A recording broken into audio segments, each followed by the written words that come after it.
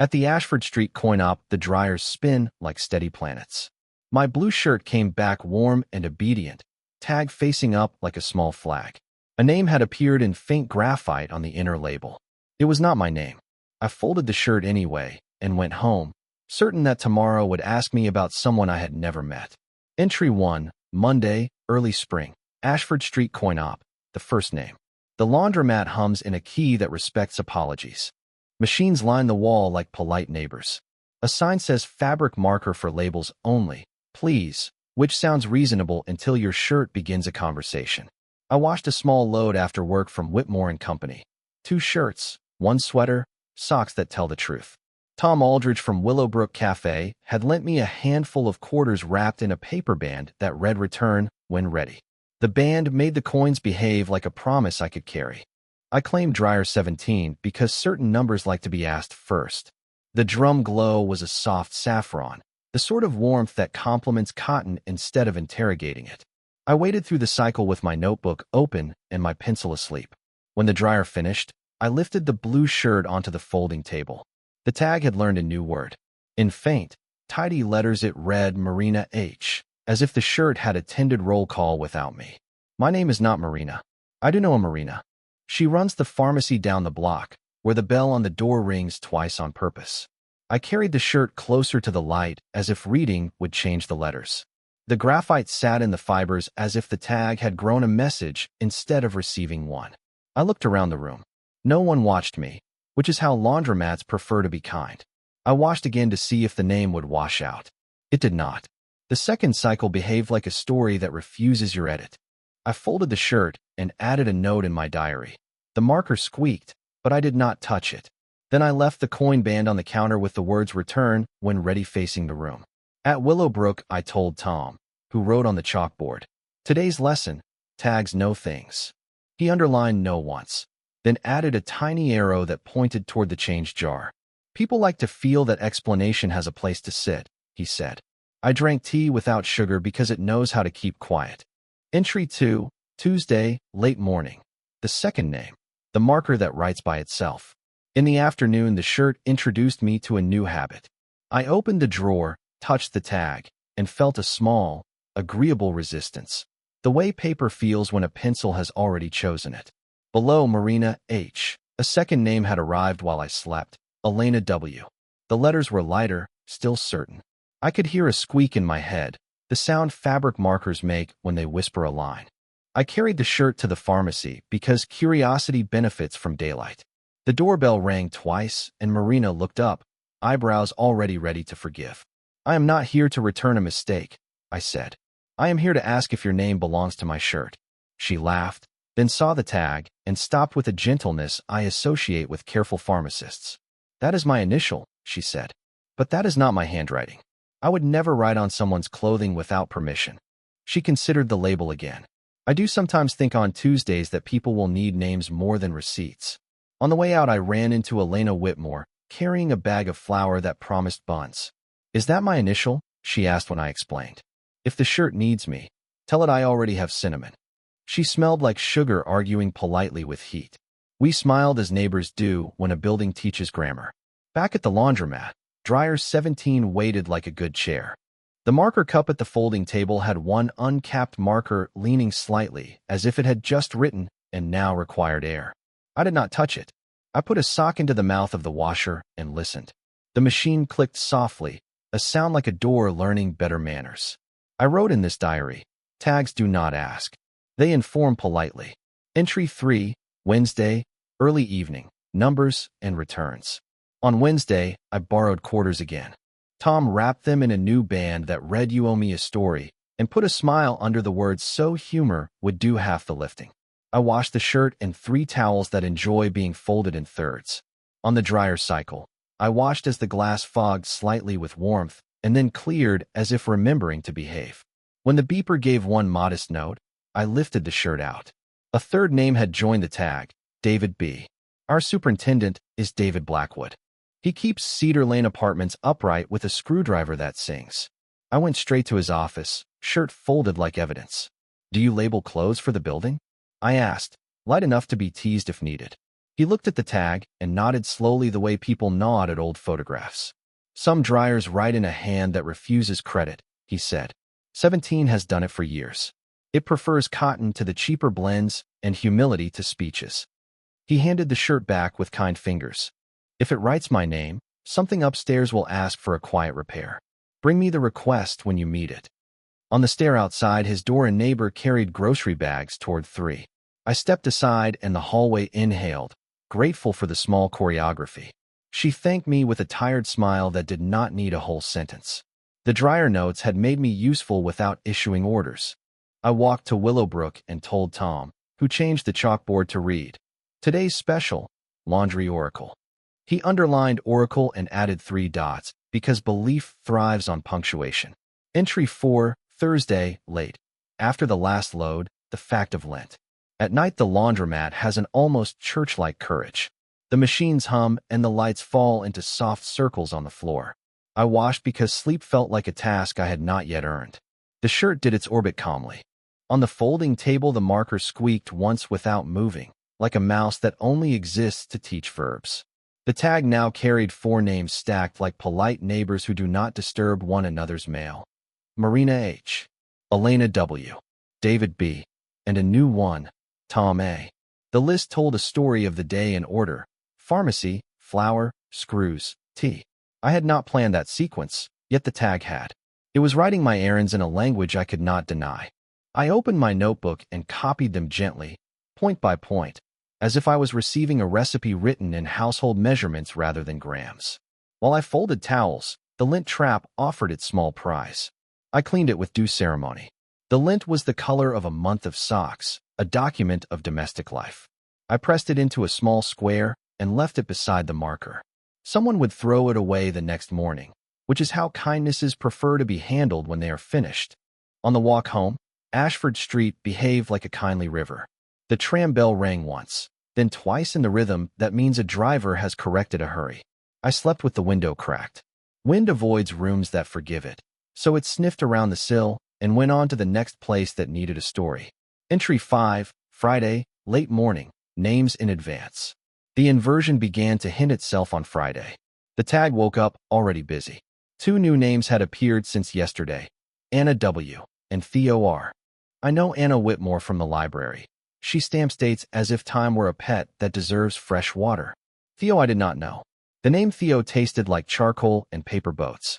I wrote it down anyway. Anna smiled when I showed her the label. Books like labels, she said. Some names arrive early because tomorrow is shy. She slid a slim volume over the desk and tapped a pencil line on the margin.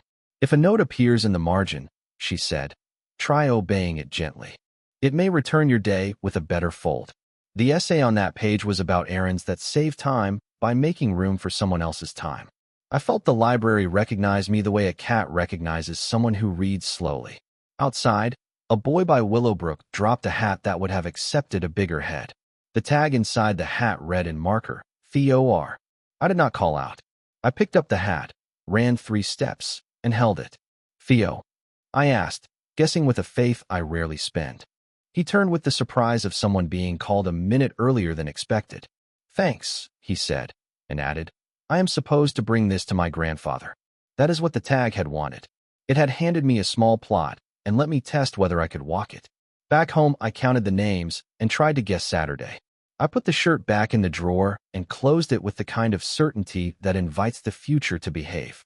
Entry 6, Saturday, before noon, the marker and the missing name. Saturday is for sheets. I carried them to the laundromat, a friendly creature with 10 machines and a jar for found buttons. Dryer 17 was open, as if it had booked me in advance.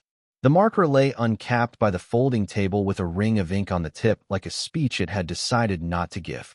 I placed the shirt on the table even though it did not need a wash. I wanted to watch.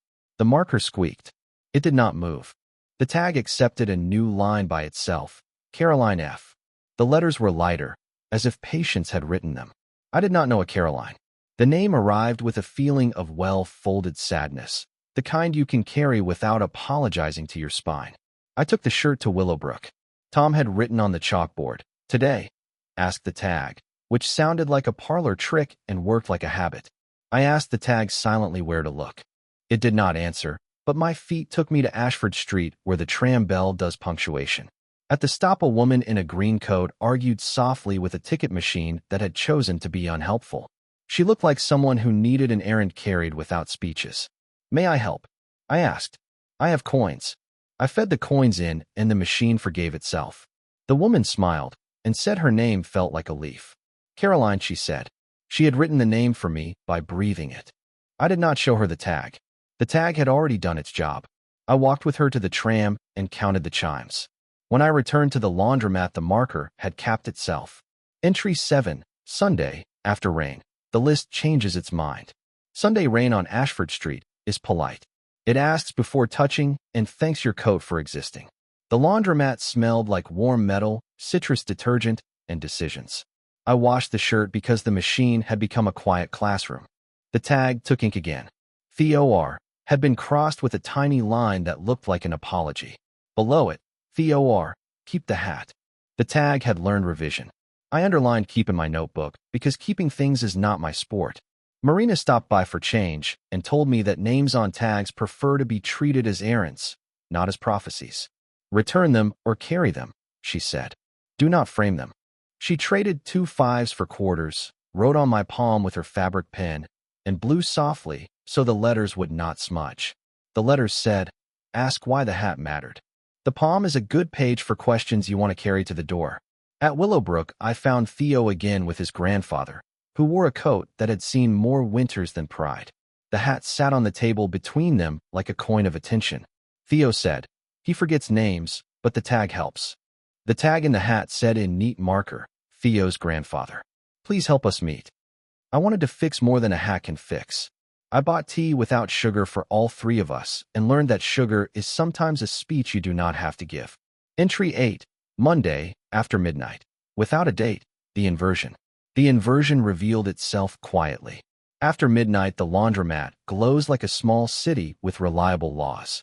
I watched the shirt lie on the folding table and thought about the sequence of the names. I had believed that machines wrote names I would meet. It was also true that names I would choose were writing themselves into my day. The tag did not predict. It cooperated with the next useful kindness. I uncapped the marker and waited. It made no sound. The tag carried its current list without complaint. Marina H. Elena W. David B. Tom A. Anna W. Theo R. and Caroline F. I traced the letters with my eyes and heard the rhythm of their days. The machine behind me began a spin with a soft, confident rise in pitch. It sounded like the part of an apology that is actually promise. On the seat by the window, someone had left a neatly folded sweater with a note pinned to the cuff. "Please return if you know how." The note included no name, only a sketch of a tag with a blank line beside a small printed word name. I added, "Bring this to David," in my notebook and wrote on my palm in pencil, "Ask who leans on the dryer to rest." The room had told me who needed help without using a name at all. I slept and dreamed of labels stitched into air. In the dream, every person wore a tag that read, "Carry lightly," and the letters glowed only when a stranger noticed. Entry 9, Tuesday, late afternoon, the quiet repair. I took the sweater to David. The zipper sulked. The cuff had lost a thread, but not hope. David ran a finger along the seam where a person had cared and then been called away. "The tag is not the owner," he said. "The tag is the plan." He tightened the slider with a tool that knows how to behave. "Return it to the chair by the window, and the plan will find it." At the laundromat, I placed the sweater gently where I had found it. I placed a laundry ticket with the number 17 under it as a small treaty between plans and places. I capped the marker which had decided to nap. A woman in a coat the color of tea came in, saw the sweater, and clasped it like family. The tag inside read a first name I did not know. She did not need witnesses, and I did not offer any. The dryer clicked as its drum cooled. I wiped the folding table with the clean cloth kept for that job, and the room thanked me by exhaling evenly across the line of machines. At Willowbrook, I wrote a note for Tom. Today the tag did not write a name. It wrote the idea of a chair. He changed the chalkboard to read, "Today, return the chair," and nobody argued with furniture that asked so nicely. Marina came in, read the board, and left with a small smile that belonged to future medicine. Entry 10, Wednesday, early summer. Soft closing. How to read tags. The last entry is for a day that did not ask to be spectacular. The tag on my shirt now reads nothing new. It is tired in a way that makes sense for fabric. I washed sheets and folded them as if the bed were watching. Dryer 17 behaved like a patient conductor. The marker sat capped, quiet among its friends. I have learned how to read tags. If a name appears, I ask myself who needs to be carried without being corrected. If a name repeats, I look for a small repair that stands between a person and their afternoon. If a name never appears, I look for a plan instead of a person. Sometimes the tag writes a place, Willowbrook or Cedar Lane or Ashford Street. Then I go stand there and wait for the moment that recognizes me.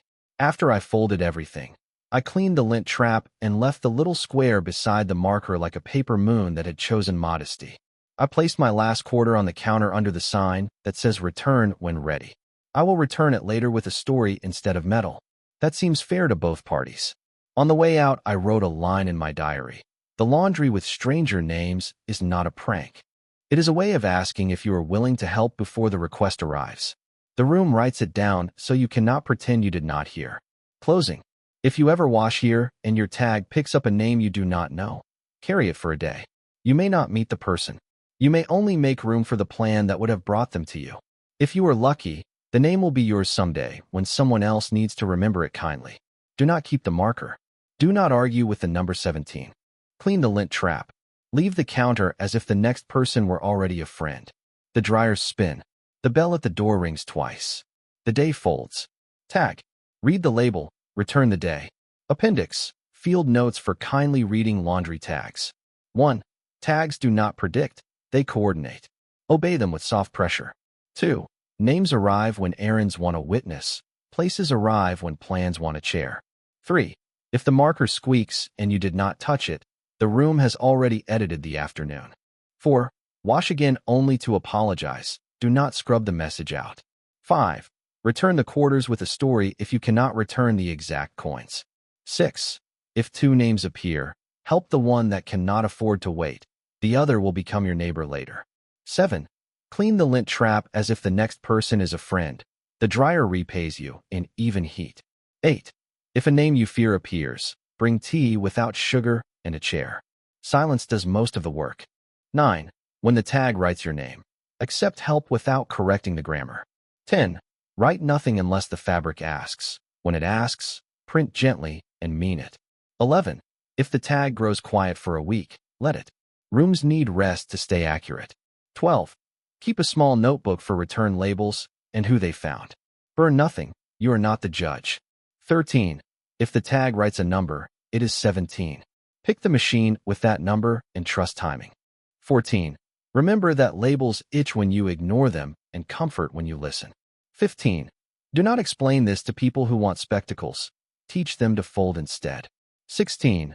Write, return when ready, on the paper band around your change. It trains the day kindly. 17. Read your own name last. You have already been carried by strangers more than you know. Addenda, the week of names, a longer log. Monday late, the tag kept Marina H. without complaint. I went to the pharmacy and found a woman confused by 2 labels with similar bottles. Marina switched them and thanked the tag in spirit. On my way back, I placed my palm on dryer 17 and felt a tiny vibration that matched my pulse. Machines like to be regarded. Tuesday, early, Elena W. Dark in one shade as if heat had made the graphite braver. I carried flour upstairs for Elena and left before the buns cooled. Because waiting steals a baker's attention and generosity works better when it does not nibble at the crust. Wednesday noon, David B. mint the stairwell again. A hinge on 2 had become opinionated. David tightened it and said, doors need boundaries and praise. He set his screwdriver down, and it sang one note on the desk like a bell that respects chairs. Thursday dusk, Tom A. behaved like a recipe. I delivered change bands that read return when ready and you owe me a story. He stacked them like mellow dominoes. The bell near the register rang once for a thank you that did not need a name. Friday evening, Anna W. belonged to a book that had forgotten its place. I moved it to the shelf where it recognized its neighbors by smell. The library softened 1 degree in temperature. Saturday afternoon, THOR turned into THOR. Keep the hat. and I learned that sometimes errands ask you to keep rather than return. I wrote this in my notebook under a heading labeled Exceptions We Trust. Sunday night, Caroline F. Faded a little as if daylight would renew it. I slept with the window cracked to let the street proofread my plans. Field notes on dryer 17. 17 has a tiny scuff on the lower left corner of its door, a crescent the shape of learning. The coin slot prefers quarters that have done errands. New quarters hesitate, as if waiting for references. The timer dial moves with a patience I envy. When the drum is empty, you can press your ear against the glass and hear 3 sounds: the lick of air, the hum of the belt, and a faint rhythm like a pencil tapping against a desk in a classroom that does not punish thinking. The marker cup beside the table sometimes hosts 2 markers, sometimes 3, never more. The one with the faded label writes names that require help with tools. The one with the crisp label writes names that require listening. The third marker appears when the day will need a place name rather than a person. I call it the map marker. It writes Willowbrook like a doorway. Lint behaves like weather. Blue lint means denim days and errands that require walking. White lint means linens and conversations that forget to be difficult. Mixed lint means parties of small kindnesses where no one insists on speeches. I clean the trap and press the lint into a square, a small quilt for the idea that warmth should be recycled politely. Ledger of returns, posted near the change machine, in pencil. 1 pair of work gloves left on the chair. Returned to David. Hinge forgiven. A library card discovered in a pocket. Placed on Anna's desk with a note that said you are still a reader. A scarf rescued from the gap behind machine 10. Washed and folded. Left on the window chair. Owner found by gravity. 2 quarters taped to a band labeled return when ready. Band returned with a story about tram bells. A toddler's sock with tiny stars, placed in the found buttons jar, reunited after a laugh. A shopping list that read tea, sugar, chair. I circled chair and bought tea without sugar for a stranger who had chosen to argue with a ticket machine. The argument retired. Vignettes. Names that did not appear, and why that is fine. There was a day when no name arrived, and yet the dryer hummed with the same decency. I thought I had failed the errands. At Willowbrook, Tom explained that some days are not about labels. Some days are about learning to fold while people speak. On such days, the chalkboard read simply, fold slower, and a person cried a little in public, and nobody looked away. That counted. Another day, the tag wrote only a dot, a firm point, as if punctuation had rented the label. I treated it like a period and ended a conversation that had begun to loop. The person I was talking to thanked me later for stopping early. You left room for me to change my mind, she said. Dots can be generous when placed with intention. Once the tag wrote return in capital letters and nothing beside it. I resisted the urge to find a hero. I returned the laundry cart to its corner. I returned the cup to the stack with its cousins. I returned silence to a room that had been borrowing noise. These were small errands, but they made the dryers purr in a happier key. Notes on names the tag refused. It never wrote insults. It never wrote demands. It declined to write names when I wanted applause. It did not teach me tricks. It taught me timing. I tried adding my own line once, a first name for a person I thought needed rescuing. The marker's ink looked loud there, out of tune with the cotton. I washed the shirt. The line faded and then left. The tag did not keep my drama. The room prefers stories that return to their owners. Marina says fabric remembers pressure. If you press the marker too hard, the fibers shine. If you write with light hands, the graphite nests and holds without bullying the weave. This is also how to speak to people who are tired. I learn the lesson weekly and forget it just as often, which is why the laundromat keeps being patient. How to fold a day, practiced on the stainless table by the window. Lay the day flat, smooth from the center to the edges. Fold 1/3 toward the middle and breathe. Fold the other third to meet it without aggression. Turn the whole square and fold again, smaller, like a map that still wants you to travel. Stack with other days until the shelf looks like a plan. If a corner will not behave, do not scold it. Corners have learned geometry from people, and people are inconsistent teachers. If someone hands you their day to fold, do not improve it while they watch. Do it beside them, at their pace, with your wrists quiet. Say, is this how you like it? Say, we can start again. Place the folded day on the chair they brought. Chairs are important. The long afternoon of 17. Once the timer stopped, and the drum coasted past stillness for a breath. The door clicked. The glass held the last turn like a memory. A woman in a gray sweater looked up and smiled. "Extra minute," she said. The machine tipped. We tipped back by cleaning up lint and wiping the table. Generosity is contagious in rooms with good acoustics. Later, a boy pressed his ear to the door and declared that the dryer sounded like ocean. He drew a wave with his finger on the fogged glass, and it dried into a ghost line that looked like a shoreline on a map. When he left, the ghost stayed. I sometimes press my finger along it, tracing a route between the place I am and the place the tag has written.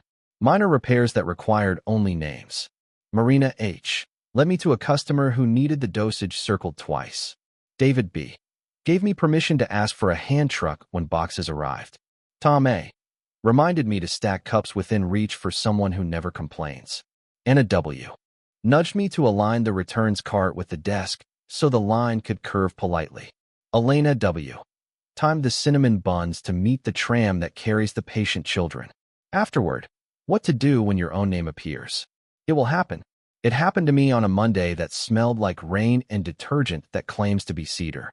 The tag wrote my first name in tidy letters that did not ask me to perform. I tried to ignore it and failed. I kept looking down as if my chest had become a mirror. I felt ridiculous and loved.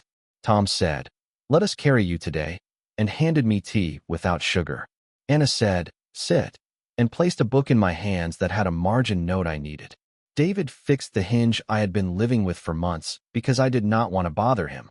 Marina circled my calendar with a pencil and wrote rest in small letters that do not demand applause. Elena left a bun at my door with a note that read return when ready.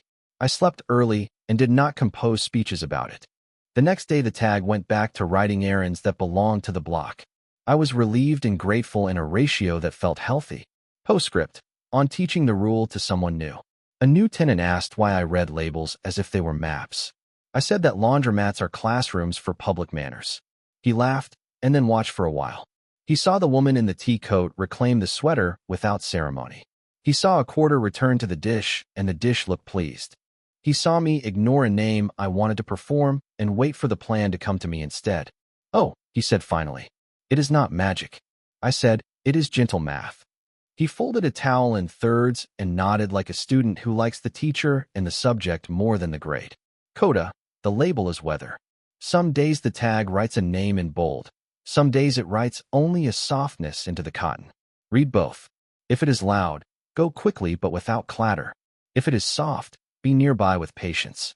Either way, clean the lint and cap the marker. The room learns from what you leave as much as from what you carry away. Letter from the tag, imagined, then believed. I prefer graphite and kindness to ink and certainty. I am not a prophecy. I am a suggestion printed where you will see it by accident. If I write your name, accept the errand of rest. If I write someone else's, accept the errand of return. If I write a place, go stand there and be the kind of chair strangers can use. If I am blank, do not be frightened. Blank is breathable. Manual of Polite Machines, compiled after many cycles. Dryer 1 is eager and scuffs collars. Avoid on days when shirts must meet strangers. Dryer 2 thinks slowly. Good for blankets that like to reminisce. Dryer 3 speaks and rattles. A coin is trapped inside and refuses to be free. Dryer 4 shares heat with 5. Pair them for families of towels. Dryer 6 sings to itself. Place baby clothes there and the lullaby will finish the wash. Dryer 7 overheats when watched. Pretend not to look. Dryer 8 prefers lists. It finishes on time when you have written your plan in a notebook. Dryer 9 is stubborn about mixed loads. It believes socks should have unions. Dryer 10 skips once per minute like a person who almost forgot something and then remembered. Dryer 11 complains and then performs. Patience suits it. Dryer 12 prefers zippers to buttons. It does not catch. Dryer 13 is not unlucky. It merely asks for exact change. Dryer 14 smells faintly of cedar. I am grateful. Dryer 15 believes in cotton. It is skeptical of synthetics and expresses skepticism by doing nothing extra. Dryer 16 warms slowly and then loves you. Dryer 17 writes names. Case study: the label that wrote a question. One evening the tag did not give me a name. It wrote a question mark, carefully drawn as if someone had practiced on scrap first. I walked the block asking the day my question. Who needs returning without embarrassment? The answer stood outside the pharmacy in the shape of a man with a prescription he could not read without his glasses. I read the instructions quietly to him, tracing the words with my finger as if the page were a shoreline. He thanked me by holding the door for a long time. When I returned to the laundromat, the question mark had faded into a dot. The day had found its period. Case Study B, the label that wrote a time. On a Thursday, the tag wrote afternoon, a word that lies down politely on cotton. I went to Willowbrook in the afternoon instead of morning. I found Anna there, not at the library, eating soup and reading the chalkboard as if it were scripture. I needed a table without books, she said. We talked about nothing important and many important small things. The tag had written a shift, not a person. I came home unusually rested. The laundry rewarded me with less static and a small victory. Every sock found its partner, as if drama were optional. Case Study C, the label that wrote a street. Once the tag wrote only Ashford, and I walked the street like a sentence looking for its verb. At the corner, a trio of teenagers tried to carry a door across a sidewalk for a friend whose shop was learning to exist. They were patient and under-equipped. I offered my shoulder without performing, and we sailed the door through like a ship docking without damage. The tag had written architecture, which is another word for cooperation, on coins and bands. The bands around the quarters affect the day as much as the coins themselves. Return when ready invites patience into the slot. You owe me a story invites people to pay with moments instead of metal. Thank you for returning trains the counter to forgive small mistakes. Once a band read We Are Out of Sugar, and people smiled before they tasted their tea without complaint. The bands do not explain the laundry. They score it, like music. Tom keeps a stack under the register and lets anyone write on a blank with a pencil. People choose verbs more carefully when they know they will circulate. A letter from Willowbrook's chalkboard overheard. I do not choose the specials, the board said when Tom cleaned it. I repeat the street. I have learned to write 17 slowly and with grace. I do not write names without permission. I erase to make room for the next thing that needs a seat. If you want prophecy, read Steam. If you want practice, read me. A day with no machines. There was a day the laundromat was closed for a repair. The sign on the door read back soon in capital letters that wanted to be believed. The tag had nothing to write, so it stayed blank, and I learned to read other pages. I took my laundry to Cedar Lane's basement where the machines are older and polite to the point of shyness. The labels there do not write names. They listen. I folded in the basement and could hear the building thinking through the pipes. I realized I had become fluent in this neighborhood's method for threading patience through errands. When the Ashford Street coin-op reopened the next day, I brought a small plant in a paper cup and set it on the windowsill. The plant did not ask for a label. The window wrote light on its leaves, and that was naming enough. How to teach children about labels, in 3 sentences. Tell them the tag is a gentle suggestion, not a command. Tell them names are doors, knock softly. Tell them to clean the lint, because the next person is already a friend. The quiet rules I keep. Rule 1. I do not speak the names aloud unless I am speaking to the person. Rule 2. I do not show the label as proof. I let the errand prove itself through kindness. Rule 3. I accept correction from machines. Rule 4. I make tea without sugar on days when sugar would pretend to be a solution. Rule 5. I return the band around the quarters with a new sentence so the counter can learn a second language. Endnote, on ownership and use. I do not own the shirt more than it owns me. Clothes remember how we behaved while inside them. The shirt has carried my shoulders on good days and on days that needed a longer hem. If it writes names, I believe the fabric has noticed the block and decided to help. When the shirt wears out, I will cut the tag free and place it in a book of blank pages. The first page will read, "Return when ready," and I will wait for the cotton ghost of a name to appear. If none does, I will write Ashford Street in pencil and close the book gently. Some stories prefer a drawer to a stage.